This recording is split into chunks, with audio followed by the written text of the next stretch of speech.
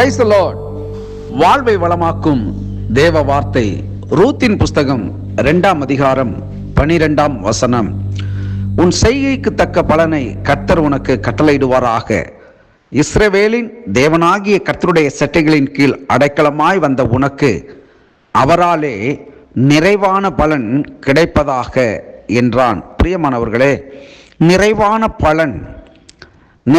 பலன் என்று சொன்னால் சகலமும் சுகம், ஆரோக்கியம், சௌக்கியம், செழிப்பு, ஆசீர்வாதம், நன்மை, கிருபை, வரம், கனிகள் சகலமும் இதிலே அடங்கும். 1 சாமுவேலின் புஸ்தகம் 24ஆம் அதிகாரம் 19வது வசனத்திலே, ஒருவன் தன் மற்றானை கண்டுபிடித்தால் அவனை சுகமே போக விடுவானே. இன்று நீ எனக்கு செய்த நன்மைக்காக கர்த்தர் உனக்கு நன்மை செய்வாராக. இந்த வார்த்தையை நாம் கொஞ்சம் யோசித்து பார்க்க வேண்டும்.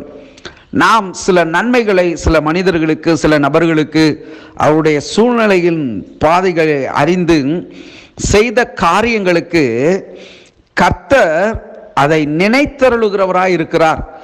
ஒருவேளை மனுஷர்கள் மறந்து போகலாம், ஆனால் தேவன் அதை நினைவுள்ளவராக இருந்து இந்த இப்பொழுது 1 சாமுவேல் 24:19 வாசிக்கப்பட்ட வார்த்தையினுடைய கடைசி பகுதி சொல்லுகிறது, கர்த்தர் உனக்கு நன்மை செய்வாராக. எப்படின்றால், இன்று நீ எனக்கு செய்த நன்மைக்காக கர்த்தர் உனக்கு நன்மை செய்வாராக என்று எழுதப்பட்டிருக்கிறது அல்லவா?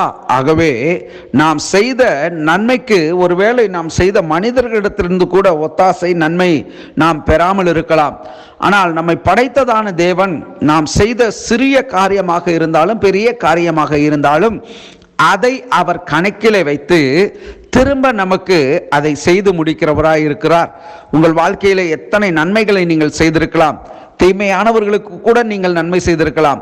அவர்கள் உங்களை மறந்து போயிருக்கலாம், உங்கள் நன்மைகளை மறந்து போயிருக்கலாம். ஆனால் தேவன் உங்கள் நன்மைகளை அவர் மறப்பதற்கு அநீதி உள்ளவர் அல்லவே. உங்கள் வாழ்விலே அவர் சொன்னதை செய்வார், செய்வதை சொல்வார். நீங்கள் பெற்றுக்கொள்ளும் அளவும் உங்கள் வாழ்விலே உங்கள் வாழ்வை குறித்து அவர் கரிசனை உள்ள தேவனாக இருக்கிறார். ஆகவே இந்த நாளிலே உன் செய்கைக்கு தக்கதான பலன், அது சாதாரணமானது அல்ல, நிறைவான பலனை தேவன் நம்முடைய வாழ்விலே அவர் செய்து முடிக்கிறவராய் இருக்கிறார். நீதிமொழிகளின் புஸ்தகம் 25ஆம் அதிகாரம் 21, 22 வசனங்கள் சொல்கிறது, உன் சத்துரு பசியாய் இருந்தால் அவனுக்கு புசிக்க ஆகாரம் கொடு, அவன் தாகமாயிருந்தால் குடிக்க தண்ணீர் கொடு, அதனால் நீ அவன் தலையின் மேல் எரிகிற தழலை குவிப்பாய், கர்த்தர் உனக்கு பலனளிப்பார் என்று எழுதப்பட்டிருக்கிறது.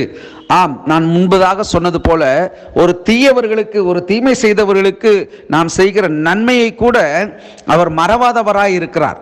கர்த்தர் அதற்கு தகுந்த பலனை நம்முடைய வாழ்விலே அவர் செய்து முடிக்கிறவராக, செய்கிறவராக இருக்கிறார். ஆகவே இந்த நாளிலே இந்த ரூத்தின் புஸ்தகத்திலே வாசிக்கப்பட்டதான வார்த்தையின்படி நிறைவான பலனை கர்த்தர் இந்த நாளிலே நம்முடைய வாழ்விலே அவர் தந்தருளுகிறவராய் இருக்கிறார். நாம் நிச்சயம் அந்த பலனை பெற்றுக்கொள்வோம். கர்த்தர் நம்மை வழி நடத்துவாராக. God bless you.